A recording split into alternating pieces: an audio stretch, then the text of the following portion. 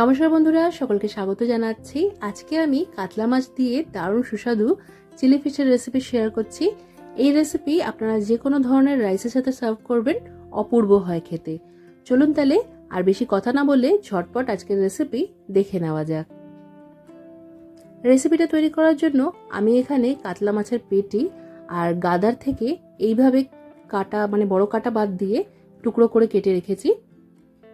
কাতলা মাছের এইভাবে টুকরো করে কেটে নিয়ে ভালো করে জল দিয়ে ধুয়ে জল ঝরিয়ে রাখতে হবে। তারপর এটাকে আমরা ম্যারিনেট করে নেব।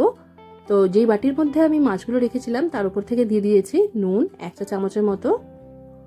এবার দিয়ে দেবো এর মধ্যে ভিনিগার না থাকলে এখানে লেবুর রসেরও ব্যবহার করা যেতে পারে। আমি এখানে 2 চা চামচ ভিনিগার দিয়েছি। এবার দিয়ে দিচ্ছি এর মধ্যে সয়া সস। এখানে 1 চা চামচ দিয়ে দিয়েছি ডার্ক সয়া সস। একটু কালার আনার জন্য এর মধ্যে আমি দিয়ে দিচ্ছি কাশ্মীরি লঙ্কার গুঁড়ো 1 চা চামচের মতো। বাইন্ডিং এর জন্য এখানে আমি কর্নফ্লাওয়ারের ব্যবহার করেছি। তো এখানে কর্নফ্লাওয়ার বা কর্নস্টার্চ 2 টেবিল চামচের মতো দিতে হবে। 1 চা চামচ দিয়ে দিয়েছি রসুন কুচির জায়গায় এখানে রসুন বাটাও দেওয়া যেতে পারে। একটা ডিম ওপর থেকে এইভাবে ফাটিয়ে দিয়ে দিলাম। এবার এই সব কিছুকে ভালো করে আমাদের মিশিয়ে নিতে হবে। মাছের গায়ে যাতে একটা লাইট প্রলেপ তৈরি হয়ে যায় সেইভাবে এটাকে আমাদের ম্যারিনেট করে নিতে হবে। 8 ঘন্টার জন্য এটা সাইডে রাখতে হবে। তারপর ভেজে নেওয়ার জন্য কড়াইয়ের মধ্যে সাদা তেল ভালো করে গরম করে নিয়ে আঁচটা মাঝারি করে দিয়ে মাছের টুকরোগুলো একে একে কড়াইতে ছেড়ে দিতে হবে। মাছের টুকরোগুলো তেলে ছাড়ার পর 2 মিনিটের মতো অপেক্ষা করতে হবে। তারপর এগুলোকে উল্টে দিয়ে দ্বিতীয় পিঠটাকেও ভালো করে ভেজে নিতে হবে। এই চিলি ফিশের মাছগুলো খুব বেশি কড়া করেও ভাজা হবে না, আবার যাতে কাঁচা না থাকে সেটাও খেয়াল রাখতে হবে। প্রথম ব্যাচের মাছের টুকরোগুলো ভাজা হয়ে গেছে, দ্বিতীয় ব্যাচের মাছের টুকরোগুলোকেও একইভাবে ভেজে নেব। আর এই রান্নাতে কিন্তু খুব বেশি তেল লাগে না। আমি কড়াইতে যে তেলটা দিয়েছি সেই তেলেই মধ্যেই পুরো রান্নাটা হয়ে যাবে। তৃতীয় ব্যাচের মাছের টুকরোগুলোও ভাজা হয়ে গেছে। এবার এগুলো আমি কড়াই থেকে তুলে নিচ্ছি। কড়াইয়ে যে তেলটা আছে তার মধ্যে 2 চা চামচের মতো এখানে রসুন কুচি দিয়ে দিলাম। এবার দিয়ে দিচ্ছি আদা কুচি 1 চা চামচের মতো। তার সাথে অল্প একটু কাঁচা লঙ্কা কুচি দিয়ে দিলাম। এখানে 3টে কাঁচা লঙ্কা এইভাবে কুচিয়ে দিয়ে দিয়েছি। এবার এই সব কিছুকে একটু নাড়াচাড়া করে নিতে হবে। মোটামুটি 2 মিনিটের মতো একটু হাই ফ্লেমে এটাকে আমরা ভেজে নেব। এগুলো ভাজা হয়ে গেলে এবার এর মধ্যে পেঁয়াজ আর ক্যাপসিকাম দিয়ে দিতে হবে। পেঁয়াজের থেকে আমরা যেভাবে একটু পাতলা পাতলা পাপড়ি বার করে নিই ঠিক সেইভাবে বার করে নিতে হবে। আর ক্যাপসিকামগুলোকেও পেঁয়াজের আকারেই কেটে নিতে হবে। পেঁয়াজ আর ক্যাপসিকামটা দিয়ে 1 মিনিটের মতো একটু হাই ফ্লেমে নাড়াচাড়া করে নিতে হবে। আর এগুলোকে একটু তাড়াতাড়ি নরম করার জন্য ঢাকা দিয়ে 2 মিনিটের মতো হাই ফ্লেমেই ভালো করে ভেজে নিতে হবে।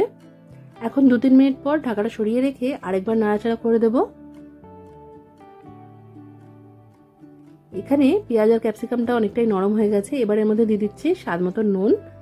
পুরো রান্নার আন্দাজ করে এখানে 1 চা চামচের মতো নুন দিয়ে দিয়েছি। এটা দিয়ে দিলাম আমি কাশ্মীরি লঙ্কার গুঁড়ো কালারের জন্য। আর অল্প একটু জল দিয়ে দিচ্ছি, এতে করে যে মশলা আমরা কড়াইয়ে দিয়েছি বা পরে যেগুলো দেব সেগুলো কড়াইয়ের তলায় ধরে যাবে না বা লেগে যাবে না। জলটা দিয়ে ভালো করে সবকিছু মিশিয়ে নিয়েছি। এবার একে একে এর মধ্যে আমরা সস দিয়ে দেব। খুব বেশি সসের ব্যবহার আমি এর মধ্যে করছি না। আমি প্রথমে এর মধ্যে দিয়ে দিলাম 1 চিপির মতো ভিনিগার। এবার এর মধ্যে দিয়ে দিলাম সয়া সস। মোটামুটি এগুলো পরিমাণে 1 চা চামচের মতনই আছে।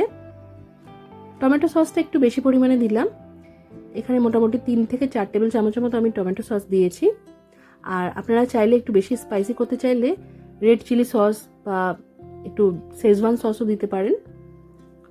সবকটা সস দেওয়ার পর আঁচটা একটু কমিয়ে রেখে ভালো করে মিশিয়ে নিয়েছি। তারপর ভেজে রাখা মাছের টুকরোগুলো দিয়ে আলতো করে সবকিছুর সাথে মিক্স করে নিতে হবে।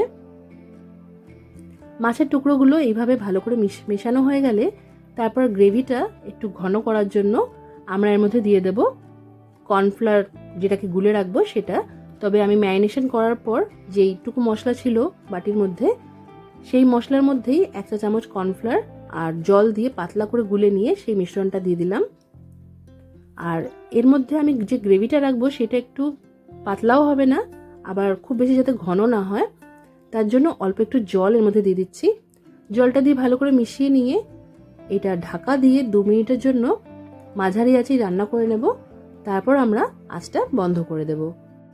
2 মিনিটের বেশি কিন্তু আঁচ কমিয়ে রেখে এটা ঢাকা দিয়ে রান্না করতে যাবেন না, তাহলে কিন্তু মাছগুলো নাড়াচাড়া করতে গিয়ে ভেঙে যেতে পারে।